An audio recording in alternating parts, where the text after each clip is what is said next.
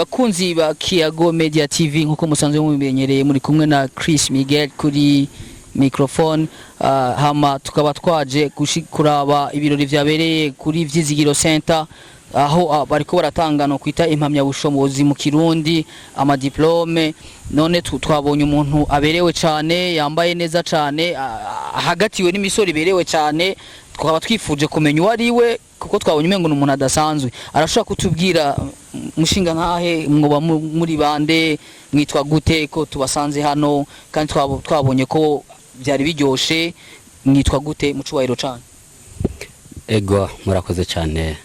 ku kazina nitwa Sindayigaya modela agatazirano Bamwita Kizigenza avuze ngo izina mu mazina yiwe kino mbona kinyoroye cyane kuvuga avuze ni Kizigenza nimba ntibeshe cyane mbega Kizigenza ni Kizigenza mu biki kuko umuntu wese arafise aho usanga ari Kizigenza mu vyatwara canke iki nkuko dusanzwe tumenyereye turafise Kizigenza wacu ari hejuru cyane ari umukuru w'igihugu mu cubahiro ciwe nyene cyo ari umukuru w'igihugu mugabo akaba afise nabandi bagenda baramuserukira nkaho urashobora kumuserukira mu kintu kanaka kuko muri education zitandukanye cyangwa urashobora abatazi mbega uri Kizigenza mu biki kuko hari abandi bantu bashobora kubitahura ukutariko badatahura Kizigenza mbe ni Kizigenza mu biki mwotubwira ko iyo zina bagomagara Kizigenza nuko uri Kizigenza mu biki murakoze cyane Bamwita Kizigenza mu bijanye n'uburongozi bw'ishuri nkorera ko kuko ndi umuyobozi kandi sanzwe nitaha abana ndabumviriza nkabafasha ndabarera neza cyane hama byavuye kuri iryo rero bacabwira ati uyu ni Kizigenza mu ndero aduha kwishure murakoze cyane barundi kazi mukurikirana Kiyago Media TV abari hakurya y'amazi muri diaspora zitandukanye murumva ko twatewe iteka na Kizigenza mu ndero mu karere asanzwe akoreramwo iryo zina numva bari muhaye kora babona yuko abikwiriye kandi ko ashoboye gutanga indero nkuko bisanzwe bimenyerewe mu karanga k'igihugu cyacu cy'u Burundi iyo umuntu bamwisi zina no kubabona ko hari cyashoboye kandi nico abamari none twebwe kugira turinde tukubaza mushinga nahe Kizigenza abanyeshuri nibo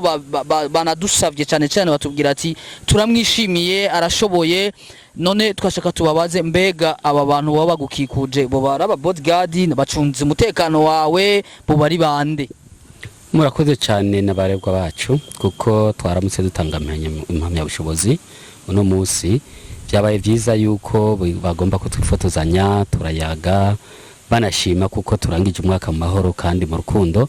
kandi mu munezero n'ubumenyi baronse ku ishuri wacu urumva rero ko byari byiza yuko tuyaga murakoze cyane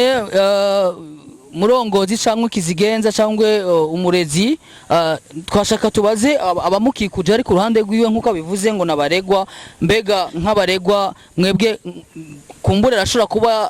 burya umuntu bavuga ngo ururimi gumwe rukamwifyufisha ko babivuga mu Kirundi arashobora kuba umurongozi wanyu ari Kizigenza mwamwise Kizigenza ari ryo zina mu mutazira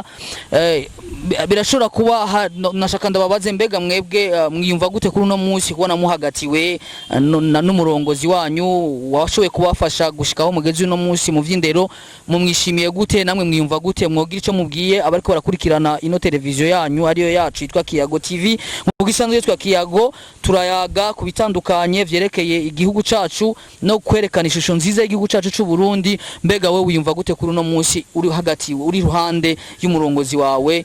bimeze gute muri wo wiyumva gute ego je nanje ndashima nongera shimira Imana nkashimira na Kizigenza wacu uno munsi no munsi Imana iduteye iteka ndetse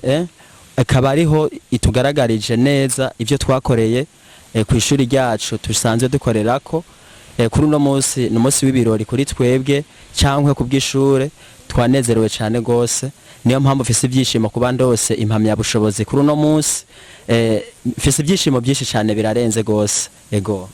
akaba yavuze ko yishimye cyane ariko ntabwo yagize atubwira akazina kiwe kuko ibi bintu twebwe dukora birabwa n'abantu benshi batandukanye bari mu mahanga nk'aba baba batakuzi wowe witwa gute kugira akazina kawe bakamenye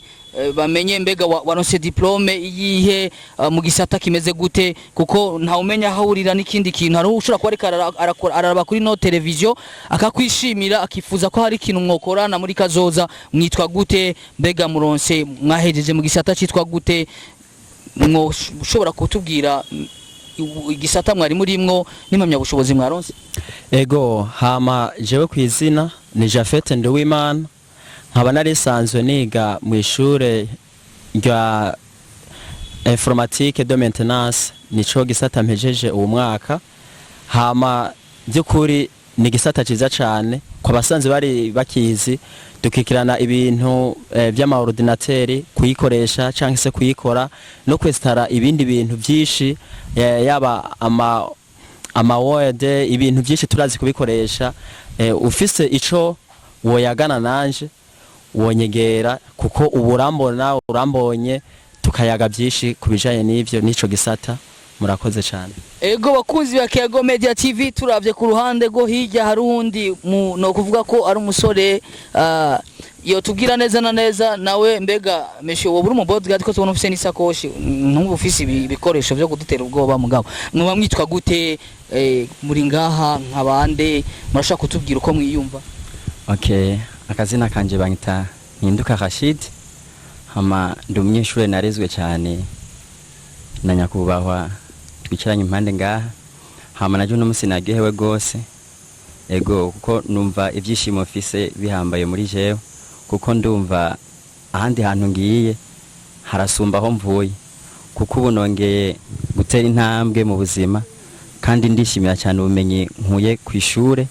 ndagehewe cyane nivuza no kubana ya gutera imbere kandi ndabisaba yuko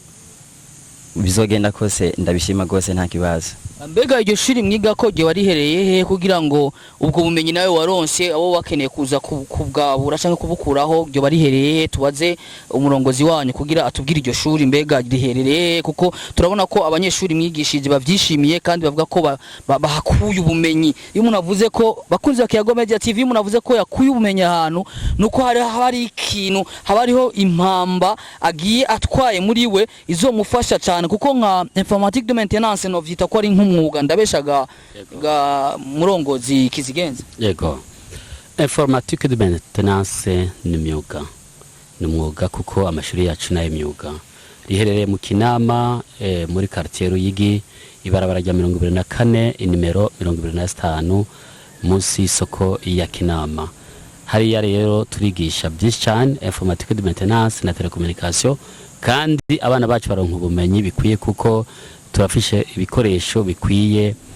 nkuko bisabwa n'uburongozi muri ministeri turakwiye condition zose nico gituma umwana asohoka hariya asohoka afise ubumenyi bukwiye aronka urupapuro rw'umutsindo bita A2. Bakunzi ba Kiyago Media TV nkuko abivuze murumva aratanze adresse aho anishuri ryo bariri abantu abavyeyi bo bafise abana bari mu quartier Noro Jabutsikiraro cyangwa mu yandi ma quartier murumva ko abanyeshuri baharonka impamya bushobozi baravyemeye neza baravyemeje yuko bafise ububasha bwo gushora kugurura imashini ordinateur yawe yononekaye barashobora kuyikora canke bakaactiva izindi canke bagashiraho ayandi mantuze nyakenewe gukoresha mu buryo bwo gutumana ko amakuru. Mbega wewe nk'umurongozi wobwira iki ugwaruka rushasha ruhurumbira gukora ibindi bikorwa bitandukanye? Mbega murafise ivyuma kweri bikwiye mu mbabarire cyane sisaje kwinjira mu indani ariko nashaka mbega ivyuma byo babikwiye ku byo mufasha abanyeshuri neza naho no muhamagara ubunyene ordinateur yanje cyangwa inyabwonko mu kirundi nkuko babivuga yanje yagize ikibazo akayikora atakibazo? Murakoze cyane nibaza ko umwana turamuye ntabwo batugira kuko ibisabwa n'amategeko turabifise ibikenewe byose kugira ngo umwana aronke ubumenyi twarabyegeranyije turabifise ku ishuri wacu n'ishuri ry'akarorero n'ishuri iteye imbere. Nibaza ko n'abagendezi bahagendeye atakintu batunegura kuko turakujije byose muri iyo ntumbero. Rero umwana turamuri iwacu ntabwo batugira kuko niyo bagiye mu mirimo itandukanye ubuzi baronse ntibadutetereza basanga kweri by'ukuri babizi ibyo biza. Reka tubashimire cyane murongozi ariwe bita Kizigenza, niwe twahagaze ku zina rya Kizigenza kuko niryo bamuhamagara aho asanzwe akorera. Atwibutse kakazina kiwe asanzwe yitwa. Murakoze cyane, izina ryanje ni Sindayigaya Modera. Iyo Kizigenza rero n'abana barimpaye bivanye n'ubwira n'inguvu nkoresha n'umuhete mu kubarongora mu bikorwa dukora vya misi yose. Wobwira iki abariko asanzwe bako barakurikirana ino televiziyo no mbonesha kure ariyo Kiyago Media TV, wobabwira iki nk'akajambo ka nyuma wobabwira kugira nabo bazohurumbire kuza ku ishuri wanyu no kubandanya bakurikirana ibica kuri no mbonesha kure kugira ngo dukomezanye twese muri no leta nkozi leta mvyeyi yo kwerekana ishusho nziza y'igihugu cyacu cy'u Burundi dukunda twese nk'abarundi, wobabwira iki? Murakoze cyane, reka mpere ku icyo kibazo cya nyuma mvuze ati leta nkozi leta mvyeyi. Twebwe kuri igihugu avuze ko turi muri leta nkozi leta mvyeyi twayifashe nkama kuko ku ishuri ryacu turakurikiza leta mvyeyi na leta nkozi, turakora kandi turarera kandi nta wirera kandi turamure hajya ababishoboye. No tera kamo mbwira umuntu wese ariko araturaba kuri iyi televiziyo yuko yozoronga ku mwana hariya n'inzira itazimiza ni shuri rirera kandi ryigisha ritanga ubumenyi. Murakoze. Reka tubashimire cyane kuri no mwanya tubatwaye, mwari mufise ibindi bikorwa mwari kujamwo kuko no musi special dazi mufise ama invitation atandukanye ubutumire butandukanye. Reka tubashimire cyane murongozi w'ishure ryitwa mwavuze ryitwa gute? Ni Étape École de Technologie Appliquée. Ego cyane, reka tubashimire cyane. Murakoze cyane. Bakunzi ba Kiyago Media TV, chers auditeurs auditrices, reka tubashimire cyane mwari kumwe na Chris Miguel kuri microphone.